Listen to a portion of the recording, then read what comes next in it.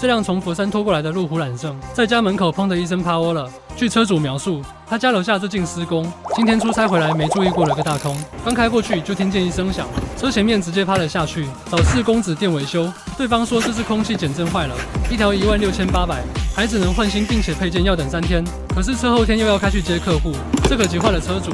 还好经过朋友介绍，发现我们可以对空气减震进行维修的同时，效率还快，上午过来，下午就可以开回佛山。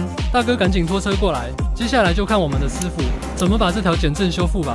您既然看到这里，不妨点个小红心，鼓励一下，日后有需要时也不迷路。